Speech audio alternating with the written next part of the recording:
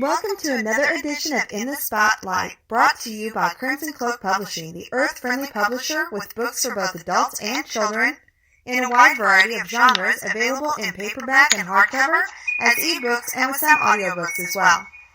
In the Spotlight is a wide-ranging weekly interview show with authors, entrepreneurs, professionals, and other experts. Your host is Cynthia McGregor. Opinions and views expressed by the guests or hosts on this show do not necessarily reflect the opinions and views of the creator, Crimson Cloak Radio, the network, the hosts, or sponsors. And now, here's Cynthia. Hi, thanks very much, Carly McCracken, and welcome everyone to another edition of In the Spotlight. My first guest this week is Ann Harrison Barnes, and the wind chimes you hear delightfully in the background are from Ann's outdoors, where she is talking to us from. Ann Harrison Barnes is the author of 4 books: A Journey of Faith, A Stepping Stone's Mystery, Stories Outside the Box, Maggie's Gravy Train Adventure, and Inner Vision. She has also been published in several anthologies. Aside from her work as a Christian fiction author, Ann is a professional freelance writer. She also hosts the Inspirational Journeys podcast, where she gives authors, creative artists, and entrepreneurs a platform to share their stories. When she's not interviewing special guests, she hosts solo episodes, providing book reviews, reading selected poems, and sharing tips and encouragement for aspiring authors. Welcome, Ann Harrison Barnes. Thank you so much, Sin. It's so great to be here. Great to have you, and great to hear those wind chimes in the background. Love them. Thank love you. them. Love them. Ann, what inspired you to become a writer? Well, actually, when I was, my writing goes way back. I've done creative writing contests when I was in middle school. But the one thing that really inspired me, I was listening to a talking book version, or audio version as some people would call it, of New Stories of the South 2001, and Lee Smith, who was the editor of this particular anthology, was talking about one of her students who didn't know how to write a story. And so she asked her student what she was doing on a weekend, and the student was from North Carolina, and the student said that she was walking around a mall in North Carolina, and Lee Smith continued to demonstrate how she could use that in writing, and I'm like, I can do this. So that's where the writing career actually started. Now tell us about your writing process, if you would. Okay, so at first, when I got started, I was a pantser. That means, for those of you who don't know what that is, that's somebody who just sits down and writes the story. But now sometimes I will do more of the, what you call bare bones plotting, where I'll write bits and pieces from the story. Sometimes they're inspired by dreams. Sometimes they're inspired by, like the wind chimes out here. Sometimes they're inspired by a lot of different things. It all depends. Which is harder for you, writing or editing?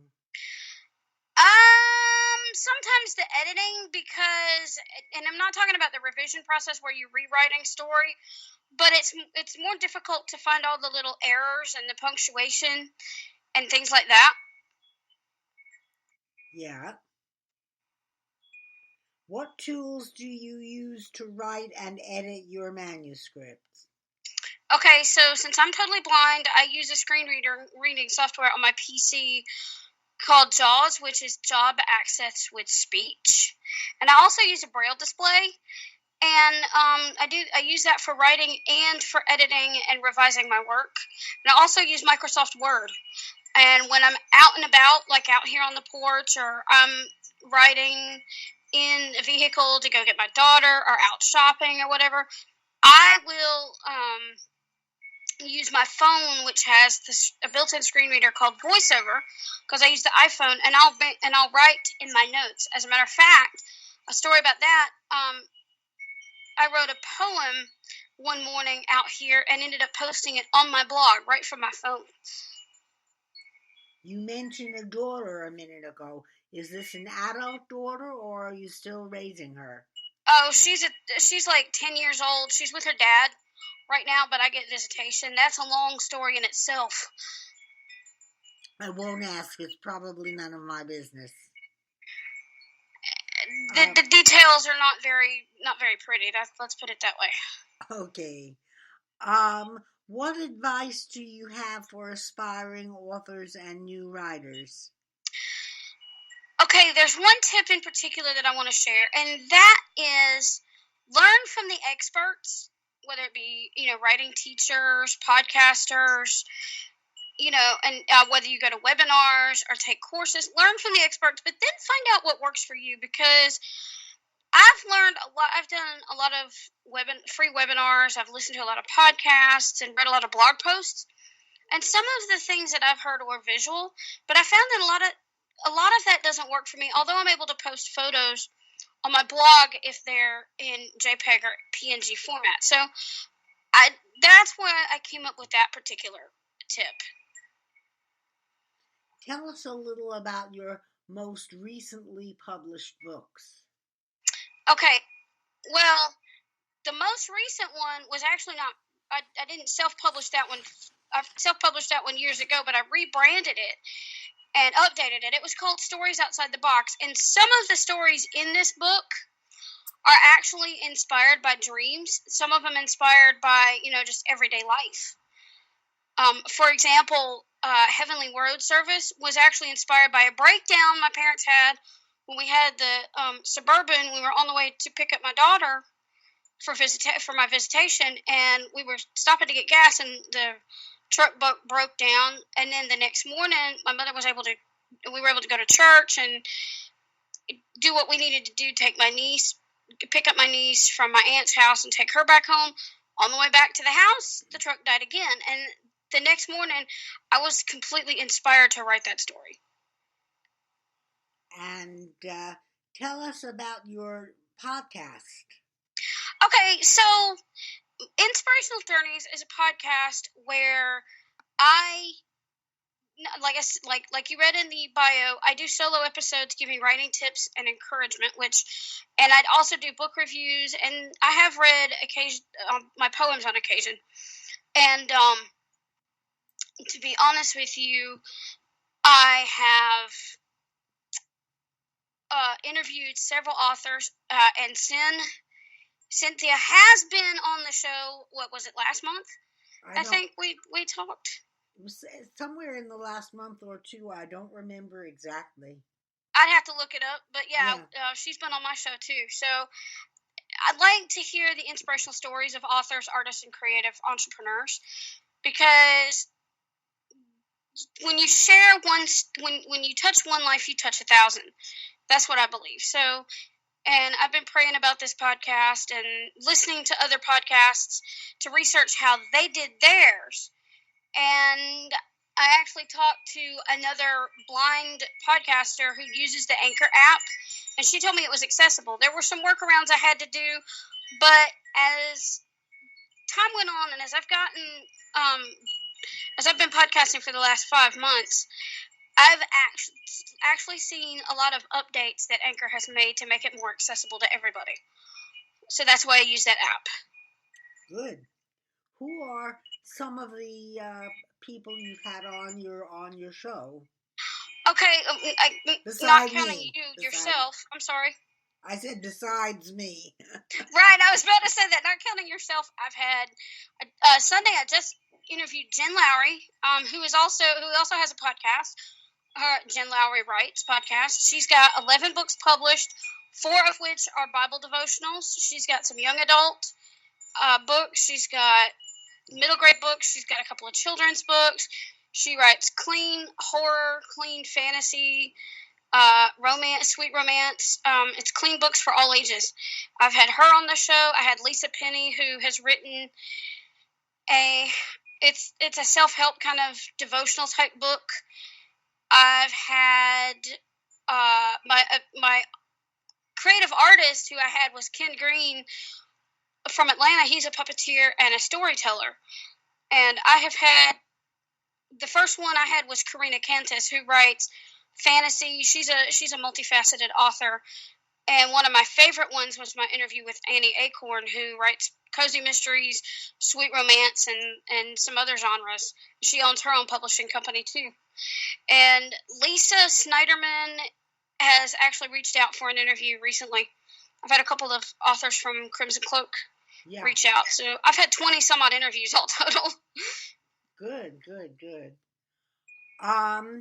Tell us how your religion informs your work. Well, when I write my novels and stories, a lot of them have that Christian basis, and I feel like, I use verses from the Bible, and I pray before I write, and sometimes God gives me the stories in dreams, and the scenes come to me sometimes like a movie, or words will flow out of me like raindrops, and sometimes that happens with poetry. Like when I'm taking a walk, I will be inspired to write a poem, and it also was the Christian, and I prayed before I even started this podcast, and I wanted to make sure that,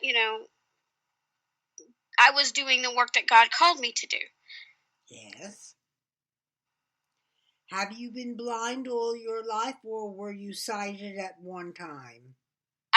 When I was born, the nurse gave me 24 hours of oxygen when I should have gotten 8. So that's why, so basically I've been blind all my life. I had a legally blind gentleman on my show recently who organized a sport. Well, he didn't invent the sport, but he organized a team in his vicinity. It's called Beep Baseball. I don't know if you've ever heard of it, but it's really softball, even though they call it Beep Baseball. But it's for people who are blind or legally blind, and everybody gets blindfolded so that even those who have some sight don't have any advantage over those who have no sight. And the softball beeps as it approaches the batter, and the batter swings at the sound. And if he or she connects, he or she runs toward a base that buzzes. Right. I remember when I went to the Georgia Lions camp for the blind when I was a teenager, and I think we did it when I went there as an adult, but I don't remember. But I do remember playing that. We used to go to Savannah, and we'd play against the Savannah broadcasters, and they would have to be blindfolded. So, yeah, that could be pretty fun. I know there's a beeping soccer ball, too. And beeping, when I was in school, I played flag football with a beeping football. Yeah. Well, I'm not much of a sports person, either as a spectator or as a player. So I like some sports, but I used to like to watch football and baseball, but watch it on the radio, meaning listen to it. But yeah. I'm not that big into it either. I just don't have time anymore. Well, I don't have time either, but I also don't have the interest. I'm just not a sports person. But I have not attended one of the beep baseball games, but I have written a couple of articles about them. Do you have any current or upcoming projects you'd like to share with us? Well, as far as the 3 ebooks that you mentioned earlier, Stories Outside the Box, Intervision, and Maggie's Gravy Train Adventure, Crimson Cloak is actually working to update those. I don't know, what's going on there. I haven't heard anything from Carly yet, but I do know that they're in the process of she's gonna allow me to update the ebook once I've approved the edits, and then she's gonna publish all 3 books in one paperback. Now, what is a Gravy Train Adventure? Okay, let me explain this one, because this one I got inspired by seeing something about Gravy Train on Twitter. And don't ask me what the tweet was, because that was many, many tweets ago. And, and so I started out. It started out as just a short little children's story, but then when I published it under the Electric Eclectic Books brand, Paul suggested that that the word length was not quite I hadn't reached the minimum word length. So, and then I started kind of playing around with it, and the idea came to me to make a mystery slash adventure kind of thing with a bit of fantasy in it. So I just went with that. And the Gravy Train, it's got like biscuit wheels, and it's made of different like foods and things, and it's held together by gravy. Although the seats, the inside, like the seats, the tables, those are real, but the outside was it was just something I pictured in my head, and it was written for children, and it was actually that was a fun book to write. I'm telling you. Sounds very fantasy, very imaginative. Right, like a fairy tale. Yeah. If you could have a conversation over coffee with anyone, past or present, who would that be? Oh wow! And I tell this story a lot. I'd have a conversation over coffee with the late great country artist by the name of Dan Seals. If some of you remember England Dan and John Ford Coley, Dan Seals was part of that duo, and then he ended up being a country artist later on in the 80s and 90s and on up. But anyway, before he passed away in 2009. But I'll tell you this much: his music, when I was going through a really tough struggle in my life, a couple of times his music really resonated with me, and I would love to tell him how much his music inspired me. Is that buzzing on your end or on? Yeah, it's me. I'm getting text messages. I'm sorry. Okay, that's all right. I just didn't know if there was something wrong with my computer. No, that's on my phone. I'm using Skype on my phone. Okay. Continue with what you were saying. But anyway, and I would love to, ask him what inspired him to become a musician. Because like I said, I love to hear the process, the story behind the creative process.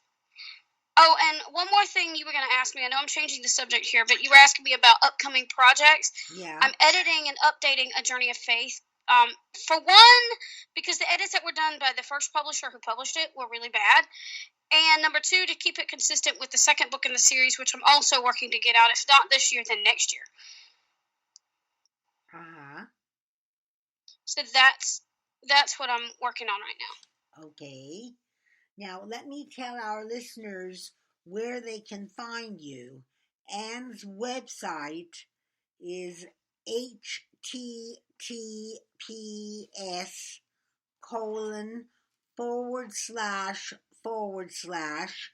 Anne, that's ANN, no E at the end, ANN, writes, WRITES, inspiration.com. Her podcast URL is https:// Anchor, that's ANCHOR, .FRM, like in Mary, / inspirational -journeys. Her Facebook link is https://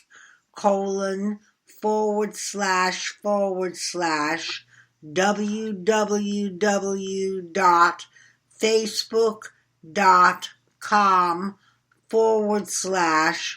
Anne, again ANN, writes inspiration. Her Twitter handle is https://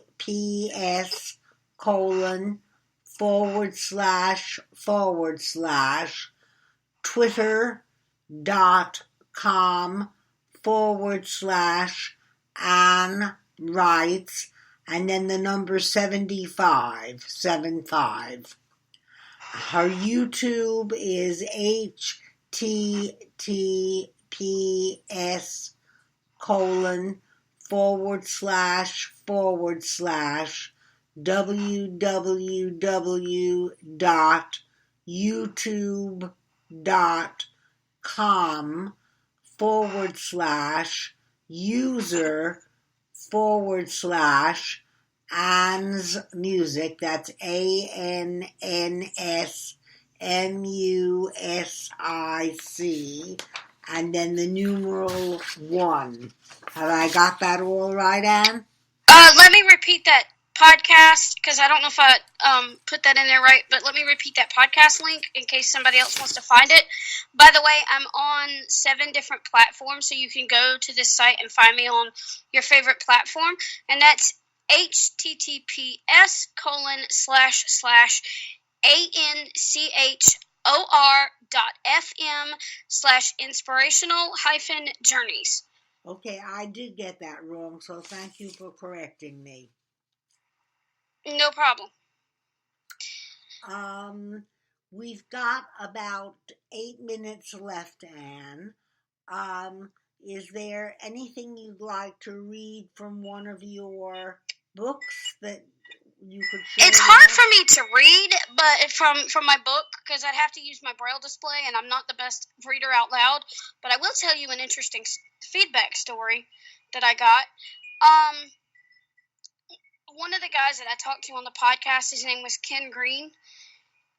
He actually told me it took him several weeks for him to finish reading it, because he had so many different points in A Journey of Faith that he absolutely loved. I also had somebody tell me that there were certain passages that I used, not only scriptural passages, but certain scenes that she highlighted as things that she could talk about with her son. And I've had other people tell me they couldn't put it down. So when you get feedback like that, that's amazing feedback. Yes. And a friend of mine who I interviewed on Sunday, she read Inner Vision, and she said she not only couldn't put it down because of the mystery in it, but she liked the family dynamic because there is a bit of conflict. So, again, I love that kind of feedback. Who doesn't? My God, yes. I know. Can you tell us more about your spirituality, Anne? Okay, when I was, oh my gosh, I don't remember how old I was. I actually accepted Christ as my Savior. And later on in life, I'd gone through some really tough times and stuff, and I'd rededicated my life to the Lord. And I have discovered that not only am I a Christian, but I'm a spiritual person. So, with that being said, have you ever heard of the Tibetan singing bowl? Yes. I will play that when sometimes I will play that and prayer and pray before I write, and sometimes I get inspiration from that. And I have a karimba that I bought when I was living in Athens during my second marriage, although that's another story in itself. And I play that sometimes because there's a little rhythm that comes to me, and I play that, and then I will come outside and listen to the wind chimes and pray, and I will get inspiration sometimes. Speaking of that, there was one time I read a blog post from another author friend of mine in a Facebook group that I'm a member of, and she was talking about this blog post talking about the writer needed inspiration from God, and he sent her to a meadow. And I felt the Holy Spirit leading me outside. I thought I was just supposed to sit on the porch or walk around the yard. Oh no, I was out in the grass, standing. And for part of the second book, as I was doing the first round of revisions, the chimes sang out inspiration, and I was able to sit down and write an entire chapter for like 2 or 3 hours before I interviewed Christy Bridges. And then she turned around and interviewed me for her One Moment Wiser podcast. And I was like, wow, I didn't just stay on the porch. I went outside on the grass and got the best inspiration possible. So, yeah, that's Holy Spirit inspired right there. Good. And you're a member of a church and you attend services, or do I you? do. Uh-huh. I do. I'm a member of Tabernacle Baptist Church here, and about 5 minutes away from where I live. I live in a small town, so we have a small town church. And I mean, there's several, but this is the one we like. And you walk in our church, it's like you're among family. That's just how. That's just how connected we are. That's great. That's great. And I sing in the choir too. Ah, you sing. Would you I do. would you like to sing something for, not necessarily, it could be but wouldn't have to be something religious. Would you like to sing anything at all for us? Oh, I can sing the first verse of a hymn that we sing in our choir sometimes, if you don't mind that. I don't mind at all. Holy, holy, holy, Lord God Almighty. Early in the morning, our song shall rise to thee. Holy, holy, holy, merciful and mighty, God in 3 persons, blessed Trinity. Thank you. That was beautiful. I had to get on my feet and sing that one. Well, Anne, thank you very much. Again, my guest has been Anne Harrison Barnes, the author of 4 books, and she has also been published in several anthologies. She's a Christian fiction author and a professional freelance writer and a podcast host. So thank you very much, Anne, and God bless you, and good luck with your work. And my next guest is also going to be talking about religion. But first, a word from our sponsor. The sponsor of this show, the owner of this show, is Crimson Cloak Publishing. And Crimson Cloak Publishing has a wide variety of books, both fiction and nonfiction, for children and for adults. Everything except erotic romance. And this week, featuring Woody, a book for kids by Cosimo Fiume, about a bird. It's based on a true story. 3 children find a baby bird that has fallen from its nest, and the boys try to return it to the nest, but have trouble doing so. They bring the bird home and nurse it back to health, then try to release it to the wild. Eventually, the 3 children and their parents find out what type of bird Woody is and are very surprised. Again, it's based on a true story, and the title is simply Woody. There is a sequel as well, Woody Starts a Family. Both are available from Crimson Cloak Publishing at crimsoncloakpublishing.com.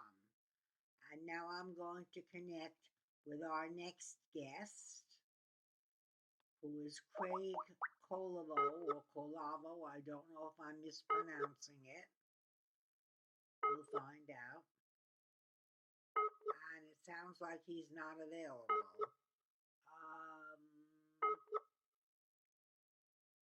I'm getting a not online signal.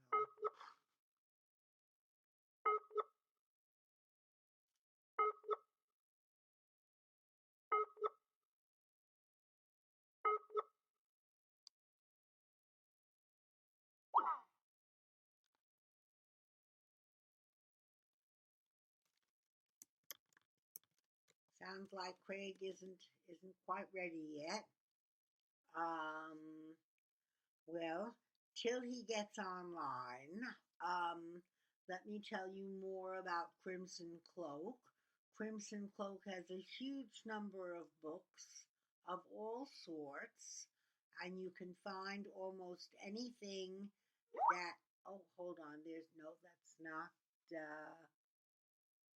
Uh, no, that's not from Craig. Um, Hold on. Let me answer Anne, who's no, not trying,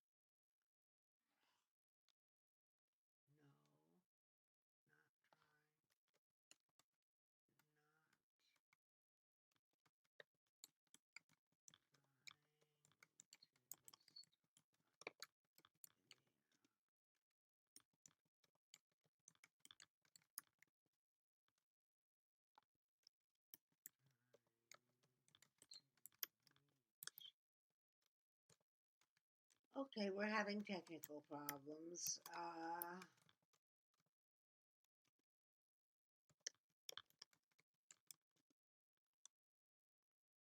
Let me try Craig again.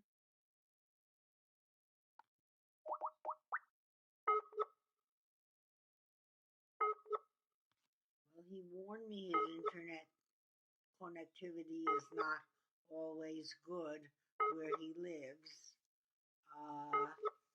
Craig is the author of a book called I Am God in Disguise, So Are You, which is an interesting title, and I want him to tell us more about it.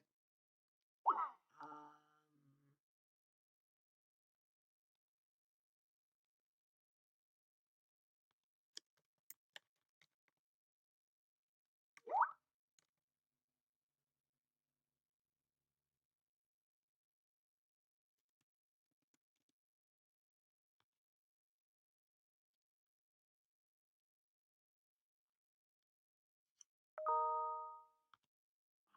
well, we have dead air at the moment, which is not a good thing with radio. Let me try Craig again. He knew to be standing by at 2:30, and I don't know where he is. He may be having connectivity issues. Well, let's talk a little bit about writing. For those of you listening who are would-be writers or new writers, don't give up. Try again, like the old saying goes. Inspiration is not always the easiest thing to come by, and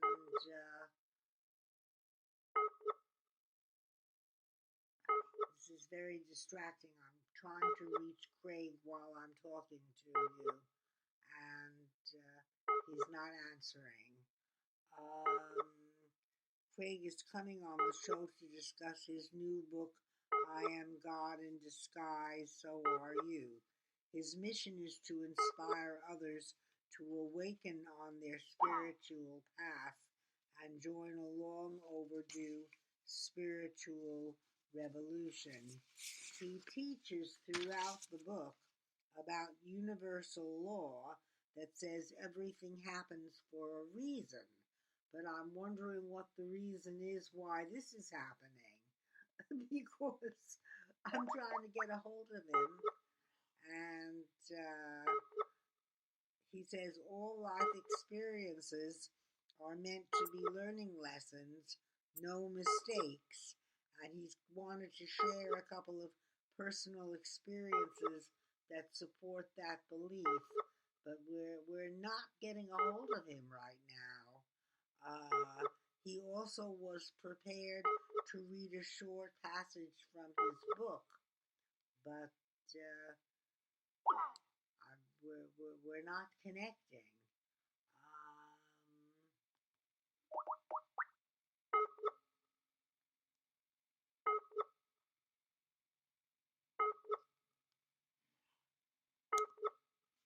He's donating 100% of his ebook proceeds to charity, and the charity he's chosen is water.org. I don't know anything about water.org, and I wanted to hear what it is, and I'm sure you do too, but again, he's not answering.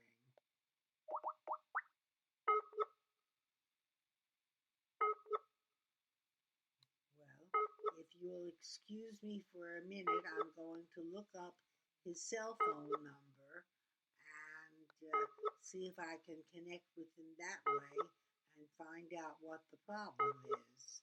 Let me look it up, and here, his cell. Let me dial it.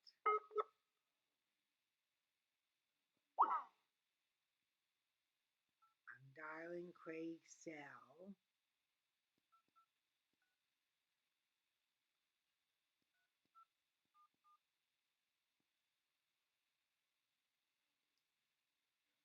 And while I'm dialing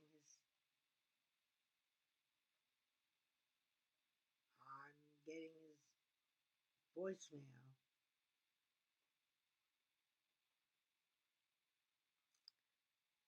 Craig, it's Cynthia. I'm trying to reach you on Skype, but I'm getting a message that you're not online. It's time for the interview. I'll try your landline.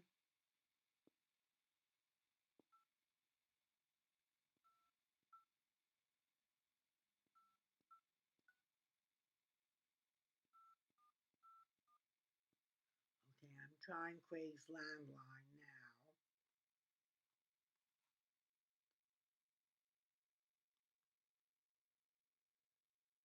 Craig's landline is ringing.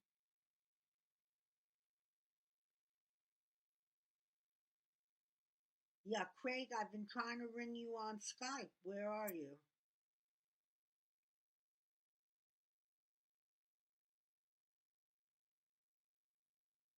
And I'm getting a message that you're not online.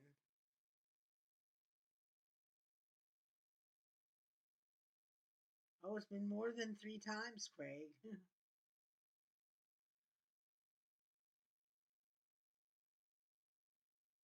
Well, you can answer audio only, that's fine, but don't click on the phone icon. I'll you try ringing me, Craig. You try ringing me. Okay, try to ring me, Craig. Thank you. Okay. Okay, we're still trying to connect with Craig.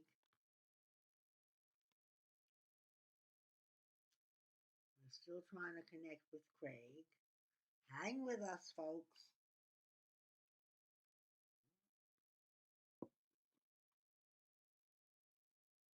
Hang with us.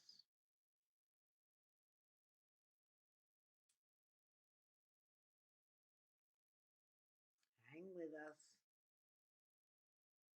He's not coming through. He's not coming through. Ah, what a mess. What a mess, what a mess, what a mess.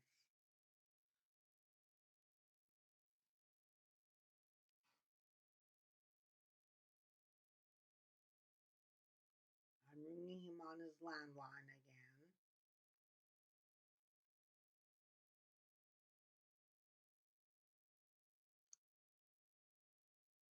Craig, you're not coming through.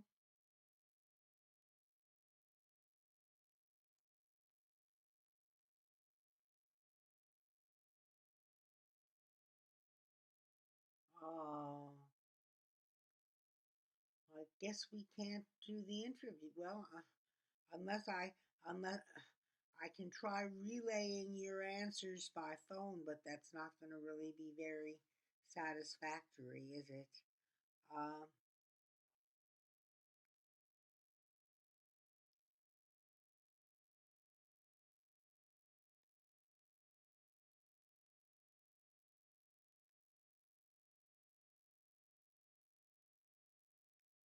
Yeah.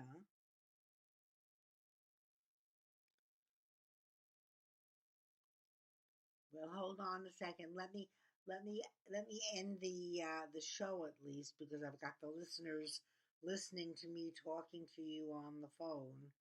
So let me at least end the show early and hold on a second. Folks, we're having a connectivity issue. We're not going to be able to bring Craig online. So I'm going to have to end the show early. Thank you all for listening. Remember to tune in next week at the same time. And remember to pass a smile. You have been listening to In the Spotlight with your host, Cynthia McGregor, brought to you by Crimson Cloak Publishing. For a wide variety of books for both adults and children in print, ebook, and audio formats, join us every Tuesday at the same time as In the Spotlight brings you interesting guests to entertain and enlighten you. I'm Carly McCracken. On behalf of Crimson Cloak Publishing, thank you for joining us, and we hope you'll join us again next week.